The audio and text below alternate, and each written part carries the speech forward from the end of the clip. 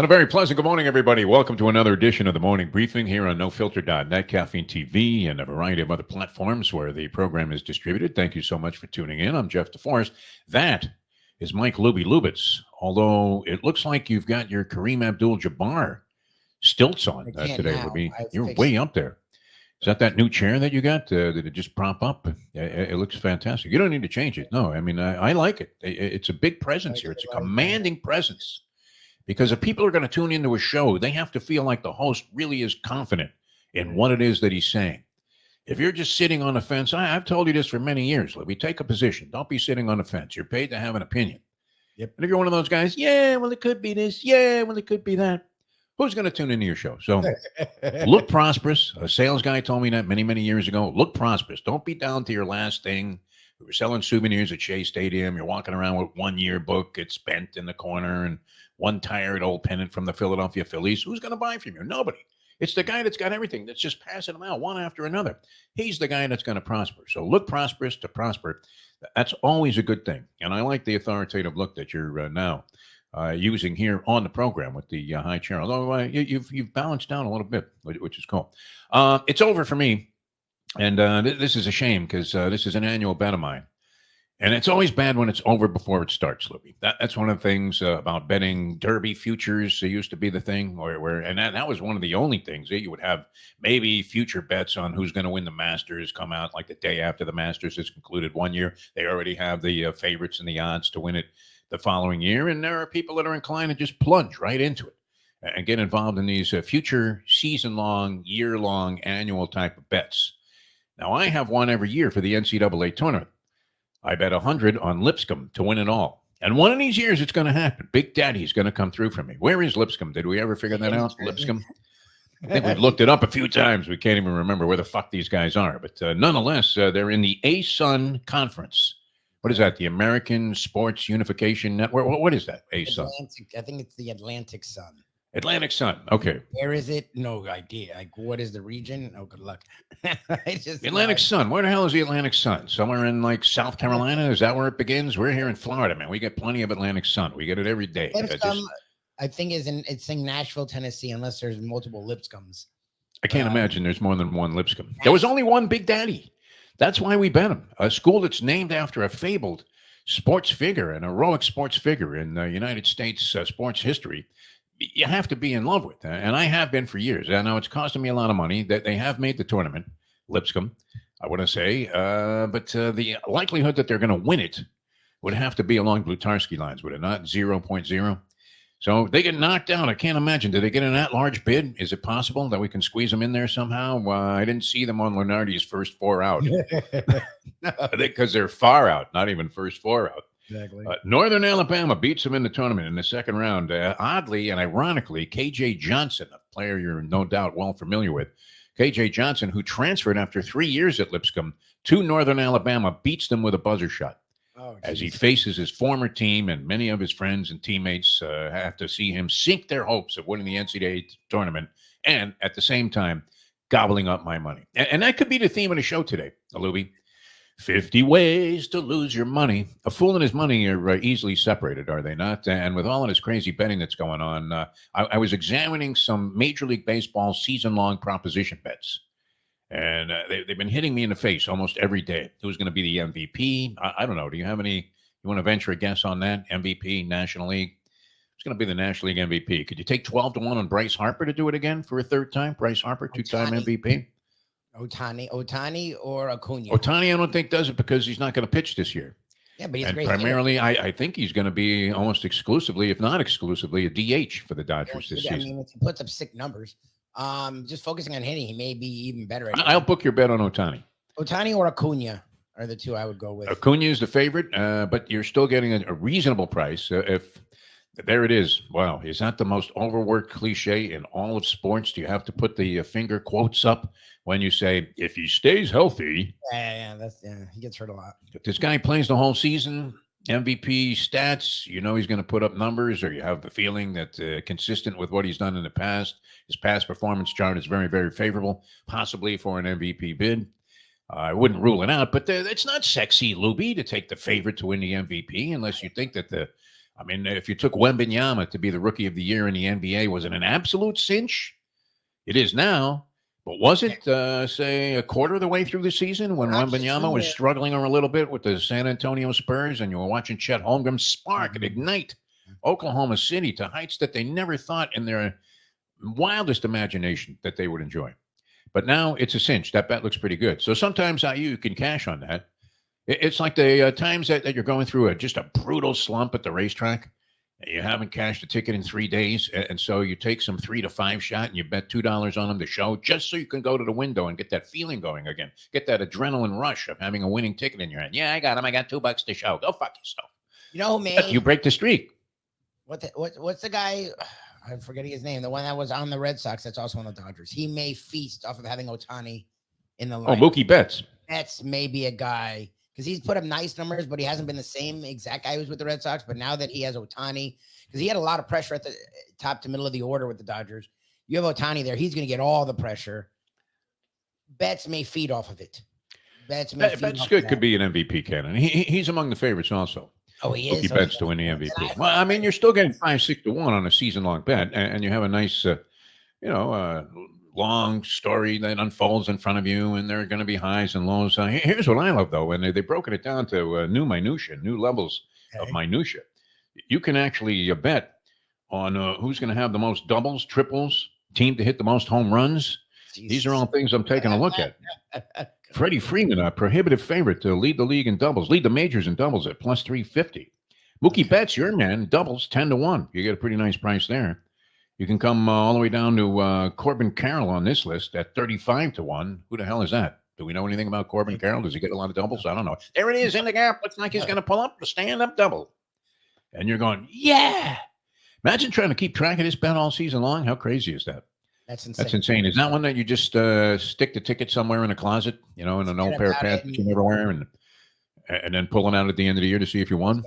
Yeah, you put in like your calendar, the end of the season, check this ticket, and then you forget about it. Here's one I like, and this is kind of unique. This was only offered up, at least the odds on it, in my New York Post on the Yankees and the Mets. And you have the Yankees, you get minus 125. You have to put up 125 to win 100 if the Yankees will have a longer losing streak than 5.5 games this year. Oh, do the Yankees lose 6 in a row at any time during the course of the season? I don't know. That lineup's insane. This is a weird bet, right? And the Mets, you get plus 180 if the Mets can win 8 in a row, plus 7.5.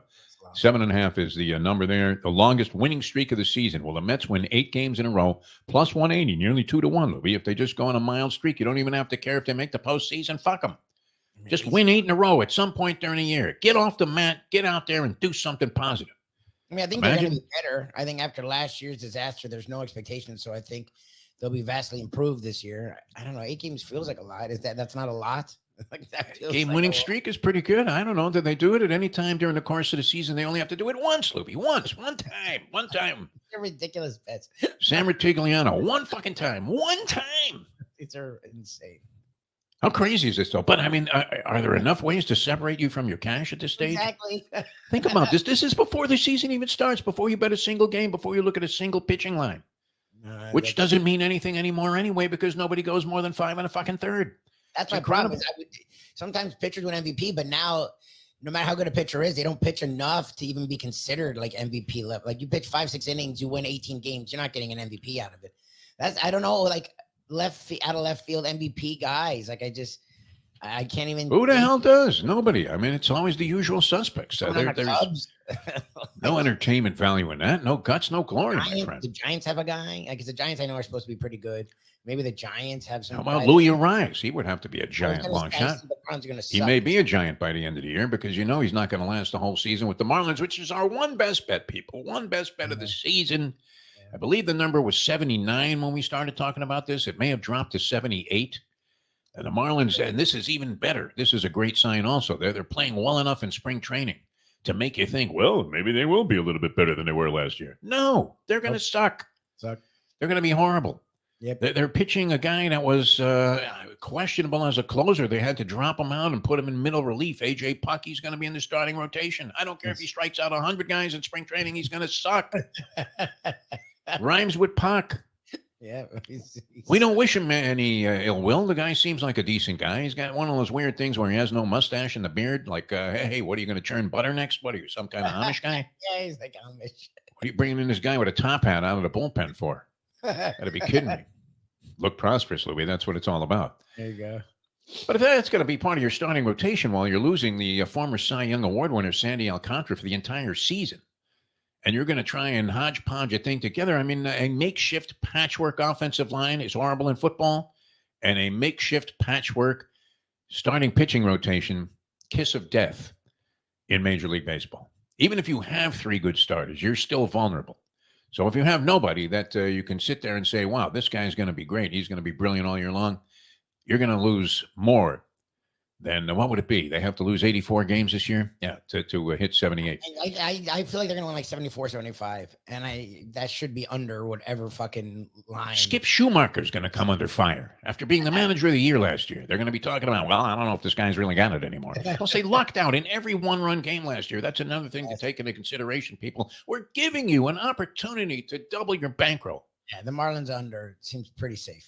Under. That's our one bet. All this other stuff, I mean, please, Lubie, are you kidding me? Team to hit the most home runs. The Braves, prohibitive favorites there. Minus 185. The next closest team is...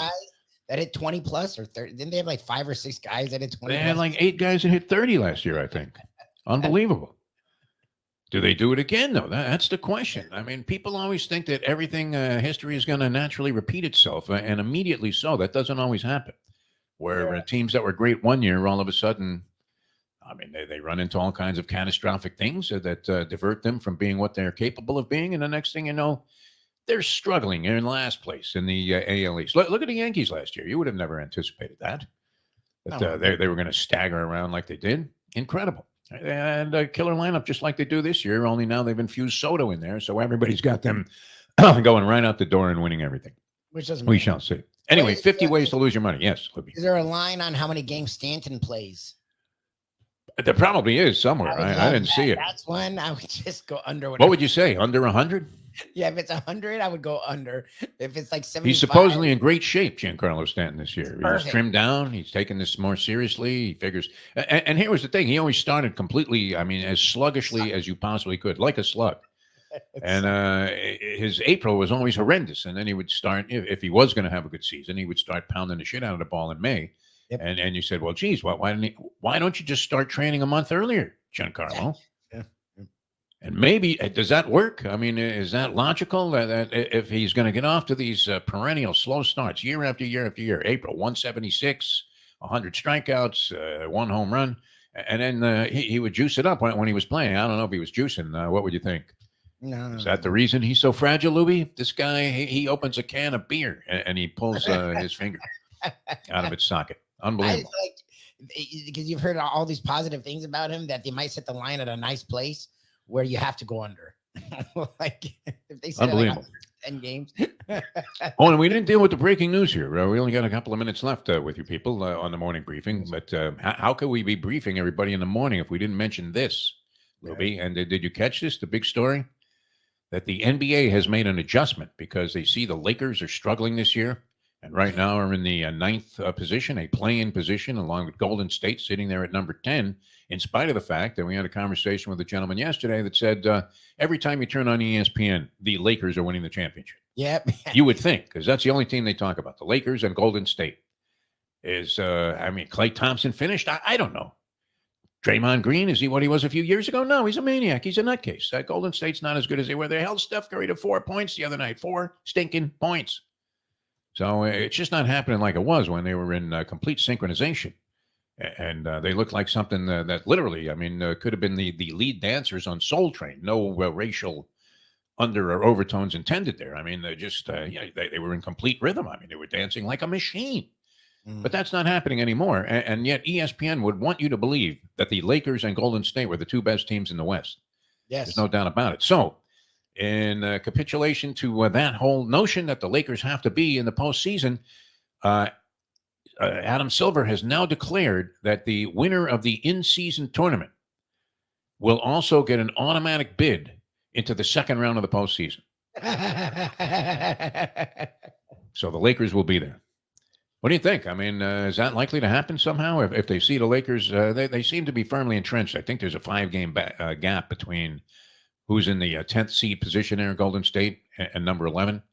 So those two teams don't look like they're falling out of at least an opportunity to get into the play-in situation. But do you think they take that into consideration? That to make sure that the Lakers were in the postseason every year?